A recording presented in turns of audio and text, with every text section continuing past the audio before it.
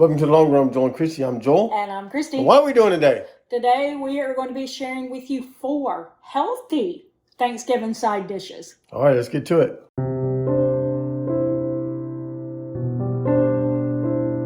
Let's get started with the dressing.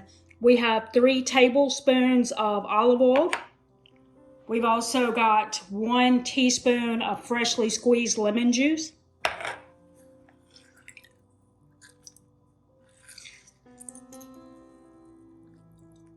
Did I just get some of the lemon juice out on the countertop? Yes, I did. We also have a teaspoon of Dijon mustard, 1 small minced garlic clove, or if you have one of those garlic presses, you can use that. A half a teaspoon of salt, but I'm a rebel and I'm only going to use 1/4 of a teaspoon of salt. And also 1/4 of a teaspoon, it says a cracked black pepper. I don't have any of that either, so I'm just using regular black pepper. It says to whisk all the ingredients together or just put it in a mason jar and shake it, and that's what I always do.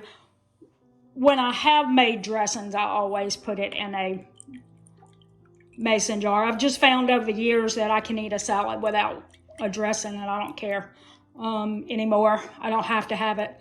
But in this case, doing this to show you guys, this is her everyday salad dressing, the creator's dressing.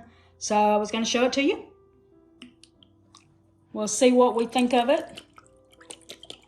But you just shake it up really, really good so that everything gets mixed in there. Like you can look in the bottom and see if everything is coming off of the bottom, like that. You can refrigerate this up to 3 days. Our next step with our salad is to roast some sweet potatoes. It says to drizzle some olive oil on it, but I use avocado oil when I do sweet potatoes. And we're just going to put a little salt, pink Himalayan sea salt again. There we go.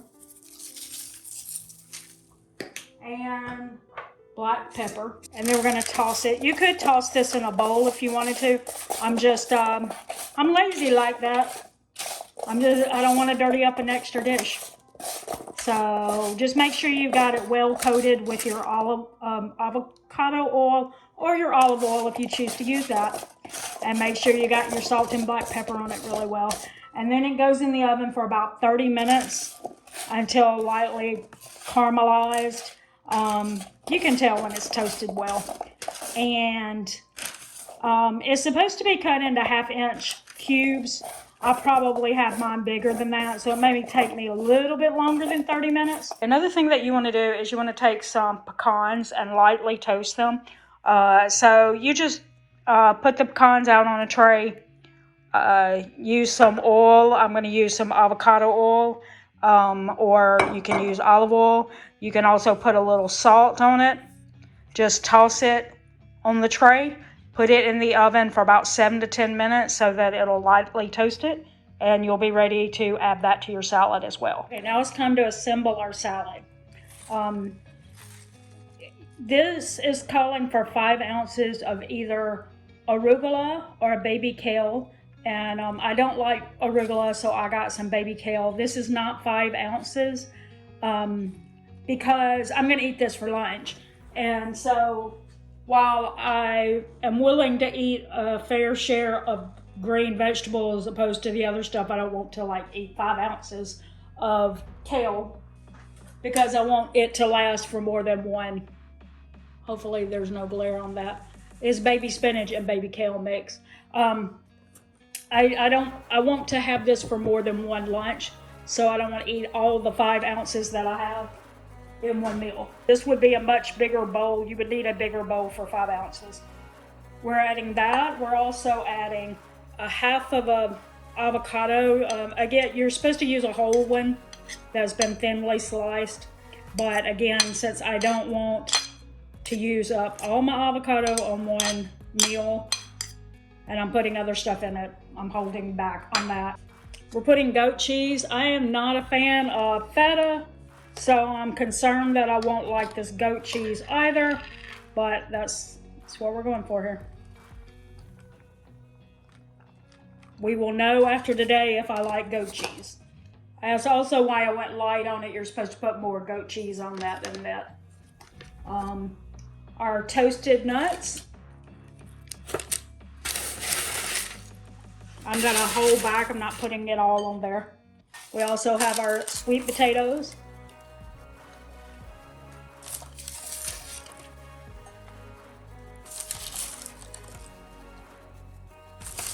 A little bit more. I love sweet potatoes. We also have some dried cranberries. We're just gonna put a little in on there, not a lot. That's more. There we go. Plenty. All right. I think you were supposed to put like half a cup or something. Maybe more than that. A third of a cup. Okay, and also because this is my lunch, I want to make sure I'm getting plenty of protein. So I'm adding some chicken that I had left over from another meal in there, and you don't have to do that. I also thought you could add a grain like quinoa or something like that, and as opposed to chicken, so that you can get some protein. But like I said, I already have this chicken, so I was like, I'm going to go ahead and use that. And then you just simply drizzle your dressing on there. Let me shake it up one more time because it's been sitting there in the refrigerator while I was making the sweet potatoes. Okay. And we're not going to put a lot, just a little drizzle. Okay. Because like I said, I don't normally even put dressing on mine. And go ahead and do some mixing up. Oh, there you go. Imagine having a big bowl of this salad sitting there on your Thanksgiving Day buffet. You know, a nice healthy salad with kale or arugula and chicken and sweet potatoes and cranberries.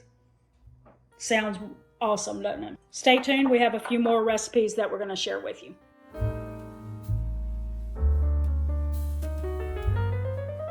Okay, so for this recipe, which is a sweet potato and cauliflower mash, which, you know, is going to be like your sweet potato, like mashed sweet potato. It says it's got cauliflower in it. Just assume the idea there is you get some more vegetables and it's lower carb by adding cauliflower in there. So we got 1 head of cauliflower plus 2 pounds of sweet potatoes. We've got to cover that with water and let it boil. And also we're going to add a little salt in there to make sure it has some saltiness. And I will show you what's next after that. So this has been going for 25 minutes. You want to make sure everything is real tender as possible, because you got to mash this. And if your cauliflower and stuff isn't tender, then you're not going to be able to mash it. So, all right, so we're going to drain this, and then after we've drained all the water out of it, we're going to put the sweet potatoes and cauliflower in a bowl so that we can go ahead and mash it. It's said to use like a potato masher or something, but we're going to do it the way that we always do regular mashed potatoes, and that is with a mixer, hand mixer. So we're going to take care of that. As you can see, he's got that all mashed up for me. Yeah. Yay. All right, we're adding a half a cup of Greek yogurt. Yeah, so this is one of those things that's going to make it a healthier recipe than maybe some of the other things you might normally add to it. 2 to 4 tablespoons of chicken broth. That's probably about the right amount, right? Mm-hmm. So we're just going to go in there with all of it. This is exactly what I had. 2 to 3 cloves of garlic, minced up. We're going to put in a little, it's said to use fresh parsley. I didn't buy that. So we're just putting in a little bit of dried, a little bit of salt, and a little bit of black pepper. Now we're going to turn the electric mixer back on and mix that all together. All right, we're just going to add a little butter on top, a little parsley flakes. These are dried. If you have some fresh, you could do that. I just wasn't going to buy fresh for this since, I don't know, I'll probably be the only one that eats it because Joel won't eat sweet potatoes or cauliflower. Anyway, and so this is crushed rosemary. And there you go. I think that looks like a very nice Thanksgiving dish that also is going to be really healthy.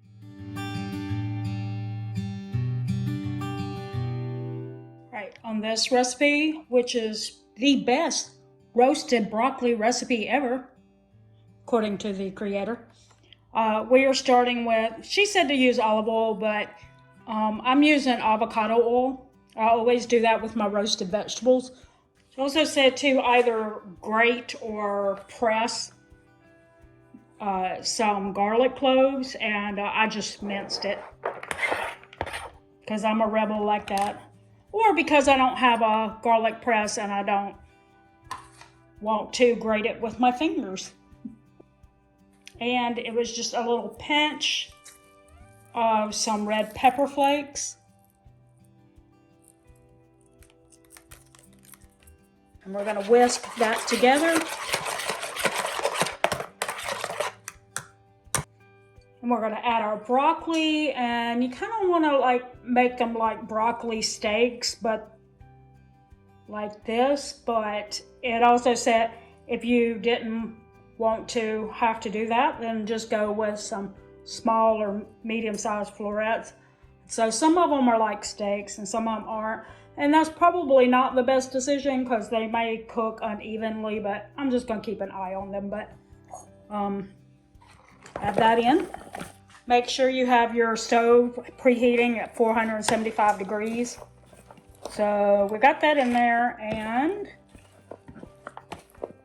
we're going to gently toss them just so we make sure we got our oil and everything coated on the broccoli. But we want to be gentle so that we don't break the broccoli steaks up into little bitty tiny pieces. And we got our little baking dish here. Okay, layer these out. Try to get them, you know, as much space as you can because that helps the oven cook them better when they're evenly distributed because the heat can get around all the pieces. So that is it. We're going to put that in the oven for 10 to 12 minutes on 475 degrees. Okay, so now we flip the broccoli. Not flipping very well because it's not crisp yet. Flip it a little bit.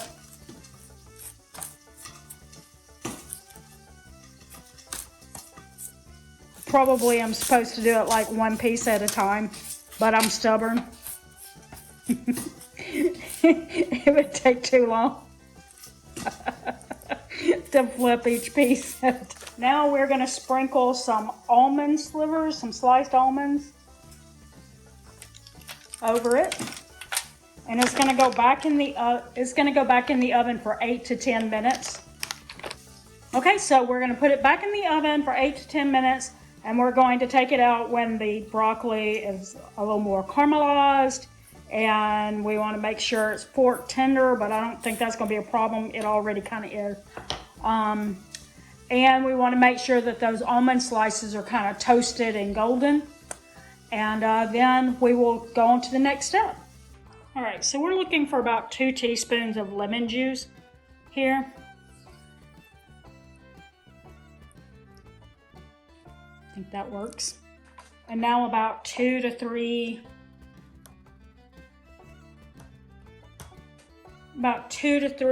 tablespoons of Parmesan cheese. It said Pecorino. They're very similar, and Parmesan is more available in my area. I think Pecorino might be available in my area. Never paid attention. A little lemon zest. I use that for the Parmesan, that's why it looks that way. My bad, I'm supposed to toss this first. And then finish off with a little lemon zest. Make sure you don't start getting any of the white of the lemon, because that don't taste good.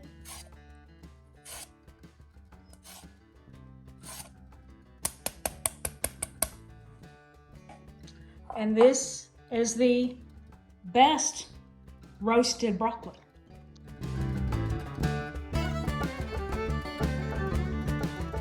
All right, and our final recipe is going to be a healthy sweet potato casserole. Sweet potato casserole is one of my favorites. I get a lot of flack from Joel about this, but I think that sweet potato casserole should actually be classified as a dessert. But I digress. What I did was I prepared the sweet potatoes by baking them, and then I sliced them in half. And so now I'm just taking the peeling off, and then I'm going to put the insides of the sweet potato, the actual meat or whatever, however you want to call it, inside of a bowl. All right, I'm going to do that, and then I will show you the next step. Okay, we have our sweet potatoes in the bowl, and now we're adding 1 cup of applesauce. And this applesauce already has cinnamon in it. So one of the ingredients is supposed to be cinnamon. So I may not put as much as it says to, or I might go light on it just to make sure. But anyway, you're supposed to, at this point, according to this recipe, put this in a blender or a Vitamix. Believe it or not, I do not own one of those. So I'm just going to use a hand mixer. I'm just going to use my hand mixer like I would if I was mashing potatoes to mix this, since I don't have a blender. I think it'll be fine. Now we're going to add 3 tablespoons of coconut oil that's already been melted. By the way, I didn't wash the coconut oil off. If you ever get coconut oil on your hands, just rub it into your hands. It's a good moisturizer anyway. So it says 2 teaspoons of cinnamon, and like I said, I've already had applesauce, and I wanted to use it up, and it already had cinnamon added. So what I'm going to do is I'm going to cut that cinnamon in half, and I'm only going to put 1 teaspoon. We're supposed to put 1 teaspoon of salt.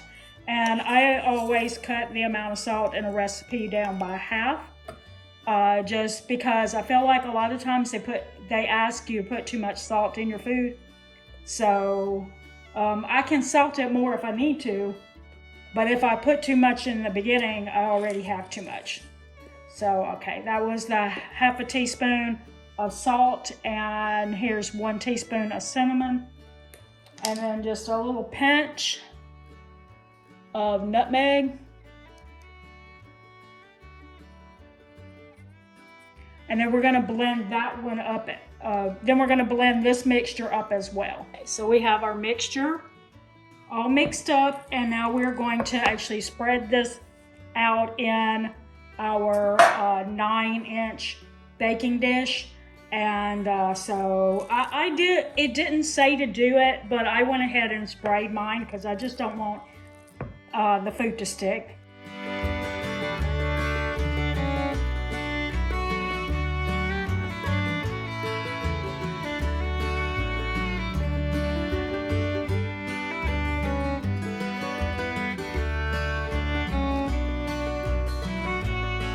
So we've added it to the dish, and now we're going to put some pecans on top. And so we're just going to sprinkle that on. You could add anything else that you might feel would be a great topping.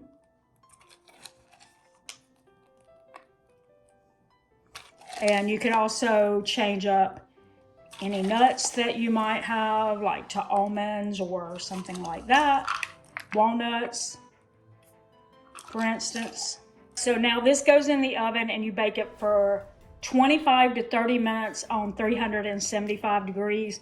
And you're looking for the potatoes to start to bubble and for the pecans to be lightly browned.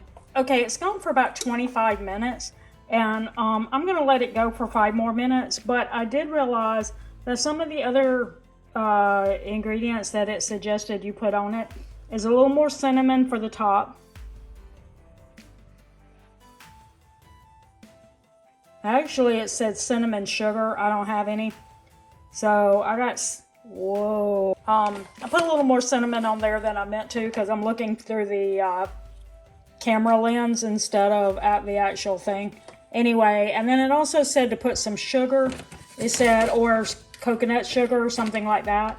And so I'm putting coconut sugar on here. And I'm going to put it back in there and hopefully, hopefully that'll like caramelize a little bit by the time that it's done. All right, and that is the finished up healthy sweet potato casserole. All right, so there are the 4 healthy Thanksgiving side dishes. We hope you enjoyed those. If you had to pick one, which one would you pick? Drop us that comment below. We'd love to hear that. If you'd like to see some more of our content, we're going to put up a video right here. You can click after we say the thing we always say. That's going to do it today for the Long Run, Joel and Christy. I'm Joel. And I'm Christy. Don't forget the long run. Give yourself a little grace. Bye.